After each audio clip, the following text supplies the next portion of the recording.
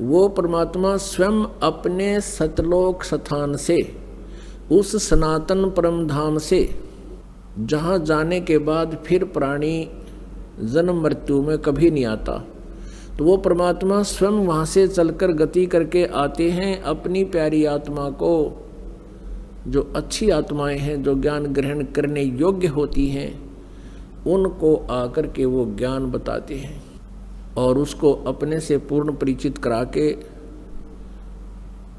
फिर उस तत्व ज्ञान के प्रचार के लिए उसको पुनः उसी बॉडी में, शरीर में भेज देते हैं। जैसे आदरणीय गरीबदास साहिब जी को जब वो 10 वर्ष के थे, उनकी आत्मा को सतलोक लेकर गए प्रभु, अपनी सभी समर्थता से अवगत कराया, ब्रह्मा जी, विष्णु जी, शिव जी आदि की स्थिति से परिचित कराया, पूरे ब्रह्मांडों की रचना के विषय में जानकारी दी और फिर उनको वापस शरीर में भेज दिया था, क्योंकि उधर से कुल के लोगों ने उस बच्चे को मृत जानकर अंतिम संस्कार करने के लिए चिता पर रख दिया था। फिर वापस परमात्मा ने उस आत्मा को पूर्ण परिचित करा करके वापस भेज दिया, शरीर में प्रवेश कर दिया, फिर वो बच्चा जीवित हो गया। तो आज का जो समागम है ये उसी उपलक्ष्य में, उसी खुशी में मनाया जा रहा है कि परमात्मा ने उस गूढ़ रहस्य को बताने के लिए, जो वेद और सदग्रंथों में, गीता जी में जो गूढ़ रहस्य छुपे हुए हैं, उनको बताने के लिए परमेश्वर स्वयं ही धरातल पर अवतरित हुए, सह शरीर आए। ये वो शुभ महीना है, ज्येष्ठ मास, और ये आने वाली जो पूर्णमासी है अभी 4 दिन बाद, यानी 15 जून की, ये वो शुभ दिन है कि वो परमेश्वर कलयुग में सतलोक से चलकर, सनातन परमधाम से चलकर गति करके सह शरीर आए और भारतवर्ष की पवित्र भूमि काशी शहर में एक लहर तारा नामक तालाब में विकसित कमल के फूल पर वो पूर्ण परमात्मा एक नवजात शिशु रूप धारण करके विराजमान हुए।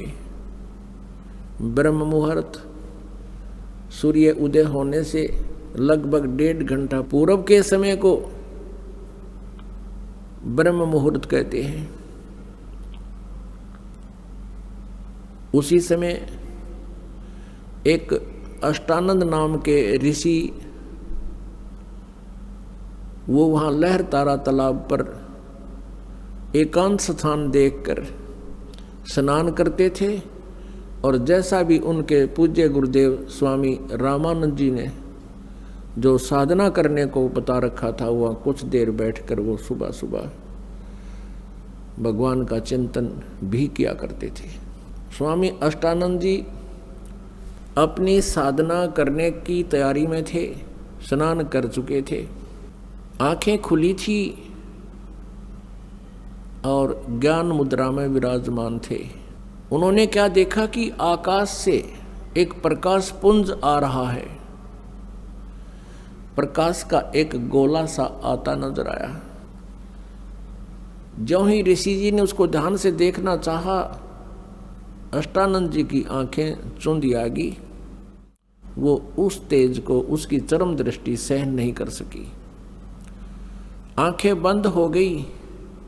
आंखें बंद हुई तो क्या देखा, उसमें एक नवजात शिशु का रूप दिखाई दिया। जैसे हम सूर्य की तरफ देखते हैं, हमारी ये चरम दृष्टि आंखें नहीं देख पाती, हम आंखें बंद कर लेते हैं या दूसरी साइड में कर लेते हैं, नीचे को कर लेते हैं, तो उसमें सूर्य दिखाई नहीं देता, सूर्य का आकार दिखाई देता, सूर्य का प्रकाश दिखाई नहीं देता। केवल सूर्य का आकार दिखाई देता है, एक गोला सा नजर आता है। इसी प्रकार अष्टानंद जी परमेश्वर के उस तेज पुंज को नहीं देख सके। पहले तो उसने देखा कि प्रकाश का कोई गोला सा आ रहा है, फिर आंखें बंद की, फिर दूसरी साइड किया, फिर इधर किया, क्या देखा कि वो नवजात शिशु का वो प्रकाश रहित रूप दिखाई दे रहा है, जैसे सूर्य को देखने के उपरांत उसका प्रकाश रहित आकार दिखाई देता है। और क्या देखता है अष्टानंद जी के वो प्रकाश एक कमल के फूल पर एकत्रित और अदृश्य हो गया।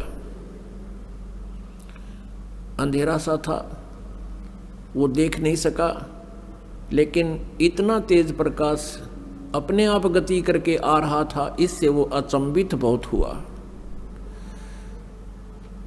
और इस रहस्य का भेद जानने के लिए वो तुरंत उठकर अपने पूज्य गुरुदेव महर्षि रामानंद जी पंडित जी के पास पहुंच गया और अपने साथ बीती पूरी घटना का विवरण कह सुनाया और पूछा, गुरुदेव ये मेरी कोई भक्ति की उपलब्धि है या कोई मेरा भ्रम है? ये कोई स्वप्न भी नहीं कह सकते, क्योंकि मैं जागृत और खुली आंखों देख रहा था। स्वामी रामानंद जी को जितना भी अध्यात्म ज्ञान था, उसके आधार से अपने शिष्य अष्टानंद जी की संतुष्टि करने के लिए उन्होंने कहा कि अष्टानंद, आकाश से जब ऐसे प्रकाश पुंज आते हैं तो वो कोई देव आत्मा होती हैं और स्वर्ग लोक से आते हैं, यहाँ किसी माँ के गर्भ में वो प्रवेश करेंगे और फिर जन्म लेंगे और अपना जिस उद्देश्य से वो आते हैं उस कार्य को वो फिर पूरा करेंगे। ऐसे लक्षण महापुरुषों के अवतरित होने के होते हैं। अब जैसा भी उस ऋषि को ज्ञान था, अपने शिष्य को संतुष्ट कर दिया और कहा कि अष्टानंद, तेरी कोई भक्ति की उपलब्धि नहीं है। उधर से क्या हुआ कि एक गौरी शंकर और सरस्वती नाम के पति पत्नी ब्राह्मण थे। भगवान शिव जी के बहुत उपासक थे, कट्टर समर्थक थे, इष्ट रूप में उन्हीं को मानते थे, अन्य किसी देव को वो पूज्य नहीं मानते थे। और निस्वार्थ वो भगवान शिव की कथा सुनाया करते थे, महिमा सुनाया करते थे। जो भी पैसा उनके पास आ जाता था कथा करते समय, तो अधिकतर वो धर्म में लगाया करते थे। उनका कोई संतान नहीं थी, विवाह को लगभग 20-25 वर्ष हो गए थे, उनके कोई संतान नहीं थी और संतान की चाह उनके हृदय में बहुत घनी थी। रह रहकर भगवान शिव जी से प्रतिदिन प्रार्थना किया करते थे। कुछ दिनों के बाद क्या हुआ कि जो काशी के अन्य ब्राह्मण थे, जो जनता से पैसे लेकर के उनको गुमराह करके पैसे ऐंठा करते थे, उनको लगा कि जो गौरी शंकर है ये निःशुल्क और निस्वार्थ भाव से जनता को कथाएं सुनाता है और काशी के लोगों की अधिक आस्था इस गौरी शंकर में होती जा रही है। इस कारण से वो ईर्षा किया करते थे, लोगों को कहा करते थे कि ये गलत है, ये झूठी कथाएं सुनाता है, उसमें बहुत से दोष निकालते थे। दूसरी तरफ मुसलमान बहुसंख्या में बनारस में थे, वो भी इस बात से परिचित थे कि काशी के अन्य पंडित गौरी शंकर से ईर्षा रखते हैं, वो इनके साथ नहीं है। और हिंदू धर्म का अत्यधिक प्रचार बनारस में ये गौरी शंकर कर रहा है। ये शिवजी का पुजारी है, तो उन्होंने ऐसा अवसर देखा कि अब न तो हिंदू गुरु इसके साथ हैं, उन्होंने अपना जल उस गौरी शंकर के परिवार के पूरे घर में छिड़क दिया। मुसलमानों ने जूठा जल करके सारा छिड़क दिया और जबरदस्ती गौरी शंकर और उसकी पत्नी को पिला दिया। इस दृश्य को वो ईर्ष्या करने वाले अन्य ब्राह्मण देख रहे थे, उनको पता चला। उसी दिन से उन्होंने गौरी शंकर और सरस्वती जी को अपनी बरादरी से निकाल दिया और कह दिया कि ये मुसलमान बन गए हैं, इन्होंने झूठा पानी पी लिया है, जबकि उनको बाई फोर्स पिलाया गया था। अब ऐसी स्थिति में गौरी शंकर ने मुसलमान धर्म को स्वीकार कर लिया, क्योंकि हिंदुओं ने उनका बहुत विरोध कर दिया और गंगा में स्नान करना भी बंद करवा दिया कि अब ये मुसलमान हो गया, ब्राह्मण नहीं रहा, हिंदू नहीं रहा। अब गौरी शंकर का नाम बदलकर नीरू रख दिया मुसलमानों ने और सरस्वती का नाम नियामत रख दिया, उसको नीमा कहने लगे, और नीरू का नाम नूर अली रख दिया, उसको नीरू कहने लगे। लहर तारा नामक तालाब की स्थापना कैसे हुई? वो एक बहुत बड़ा गड्ढा था, लगभग सैकड़ों एकड़ में झील थी और गंगा का पानी लहरों के द्वारा ओवरटेक होकर, ओवरफ्लो होकर, जैसे पशु घाट बने हुए थे उनसे उछलकर वर्षा के दिनों में जब फुल स्वयं पर गंगा चलाकर बहती थी, तो पानी ओवरफ्लो होकर के लहरों के द्वारा रिस रिस के ऊपर के उछल के एक बहुत बड़े सरोवर का रूप धारण किए हुए था। उसका जल गंगा के तुल्य ही निर्मल था, लंबी चौड़ी झील थी, झील तो नहीं कह सकते, लंबा चौड़ा सरोवर था, वो तालाब था। और अष्टानंद जी भी वहाँ एकांत स्थान पा करके स्नान किया करते थे उसी स्वच्छ जल में।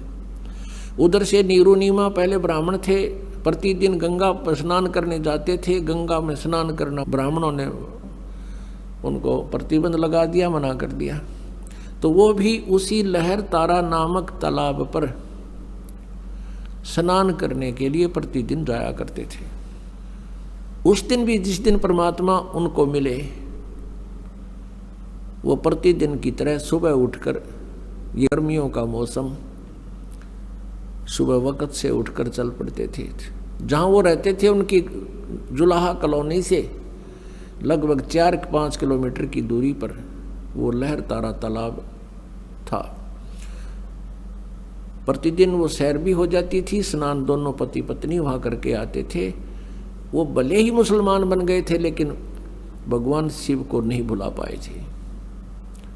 अंदर से वो फिर भी पुकार उसी अपने इष्ट को ही सुनाते थे। उस दिन नीमा रोती हुई कह रही है, हे भगवान शिव जी,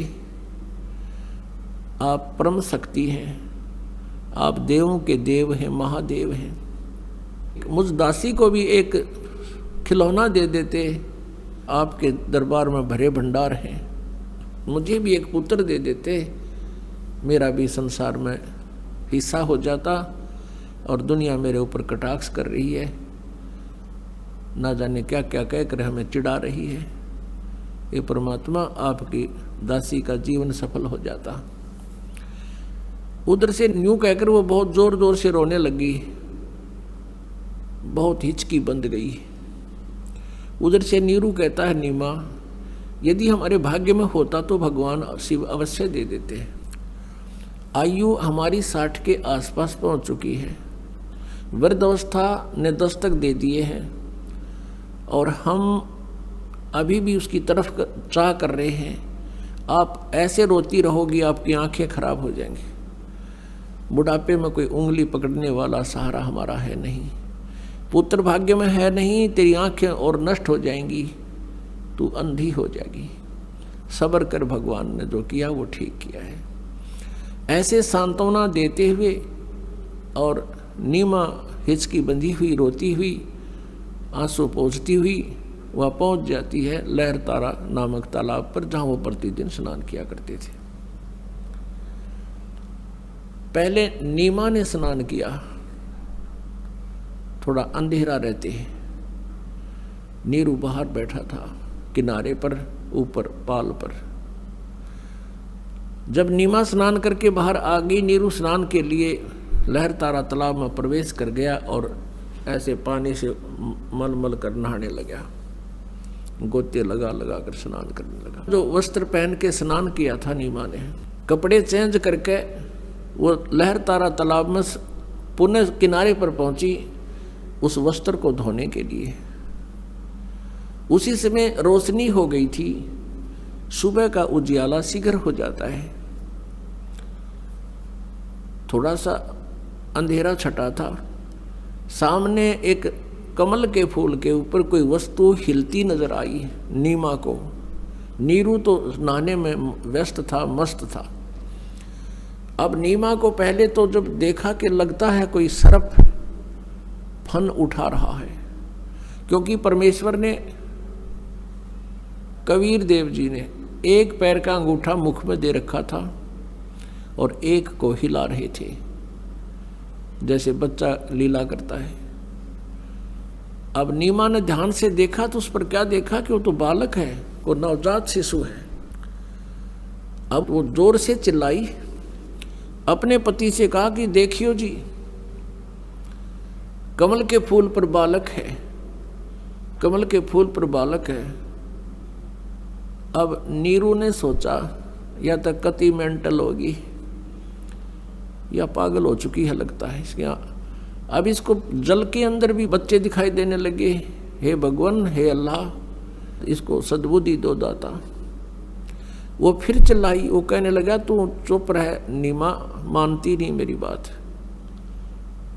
यहाँ जल में कहाँ से बालक आवे थे। उसने फिर जोर से कहा कि देखना देखना वो डूबेगा बच्चा। अब जिधर वो हाथ कर रही थी, संकेत कर रही थी, उसी तरफ नीरू ने भी दृष्टि डाली तो देखा सचमुच एक बालक कमल के फूल पर।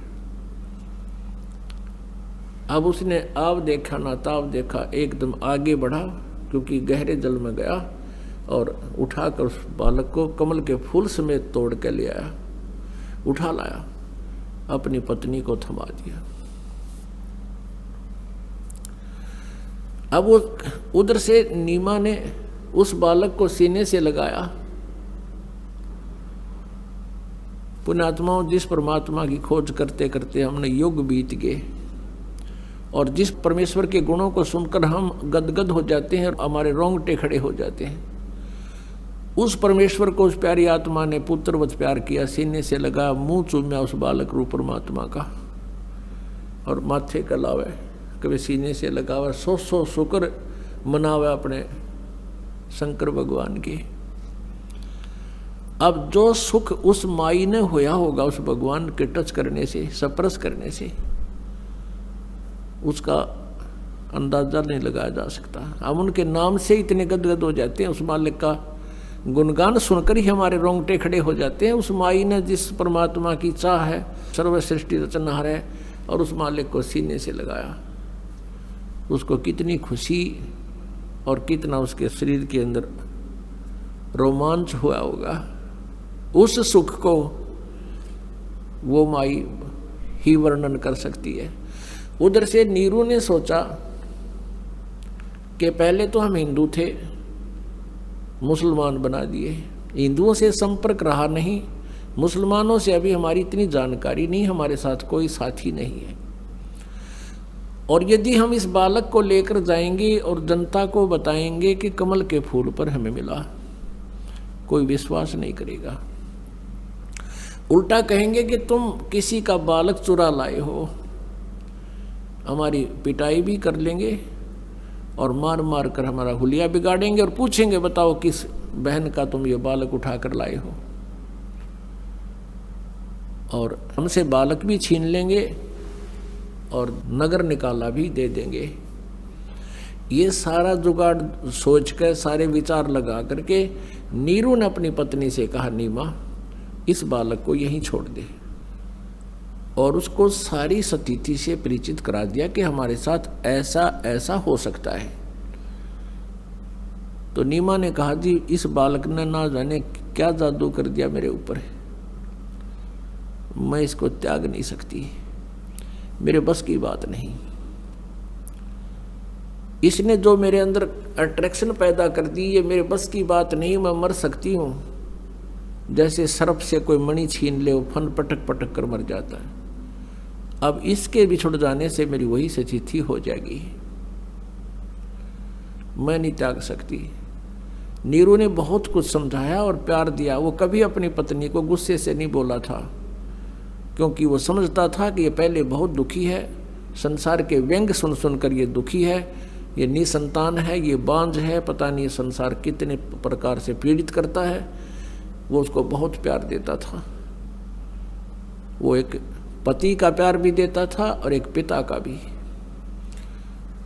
तो उसने उस दिन कहा कि नीमा तू बहुत जिद्दी हो गई है, मेरा नाजायज फायदा उठा रही है, मैं तेरे को आज तक कभी गुस्से से भी नहीं बोला, तो इतनी जिद्दी हो गई है कि आगा पीछा नहीं देख रही है, और ये पिछला हमारा क्या हाल हो गया है, आगे और ना जाने क्या होगा।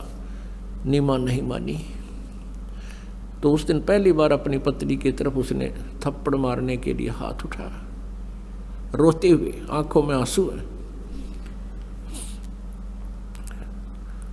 तब नवजात शिशु बोलते हैं परमात्मा कि नीरू तुम्हारे लिए मैं आया हूं, मुझे घर ले चलो, तुम्हें कोई कुछ नहीं कहेगा। अब नीरू का हाथ वहीं का वहीं रुक गया और सोचा ये कोई फरिश्ता है, ये कोई सिद्ध पुरुष है, नहीं तो कमल के फूल के ऊपर बच्चा कैसे स्थिर हो सकता है। उसको फिर सारी बात याद आ गई कि ये कोई सिद्ध पुरुष है, सिद्धि वाला हंस है, भले ये बालक रूप में है लेकिन सिद्धि तो उसी तरह काम करती है, वचन से काम करती है। अब नीरू चुप करके आगे आगे चल पड़ा, पीछे पीछे उसकी पत्नी परमात्मा का शुक्र मनाते हुए और उस ओरिजिनल गॉड को साथ लिए हुए चल रही है, गोदी में लेकर चल रही है। उस कंप्लीट गॉड को, पूर्ण परमात्मा को गोदी में लिए हुए जा रही है। अपनात्मा ज्यों ही नगर में पता चला कि नीरू को लहर तारा नामक तालाब पर कमल के फूल पर एक बालक प्राप्त हुआ है, और उस बालक को जो भी देखता था आश्चर्यचकित हो जाता था। इतना सुंदर शरीर, इतना कोमल शरीर, इतना हैंडसम वो बच्चा कभी कोई देखा ना सुना। उसका नूर आम बालक जैसा शरीर नहीं था, इतना नूर था उनके शरीर पर, इतना परमात्मा का सुंदर शरीर था। तो पूरी काशी में जैसे कहते हैं दावानल फैल जाती है, जंगल की आग बढ़ जाती है बहुत तेजी से। अब पूरी काशी नगरी उमड़ कर आन लगी, गीत गाते हुए, जैसे किसी का ब्याह में जाया करती पहले बहनें गीत गाती हुई, ऐसे झुंड के झुंड आ रहे हैं और वहाँ परमात्मा के दर्शन कर रहे हैं।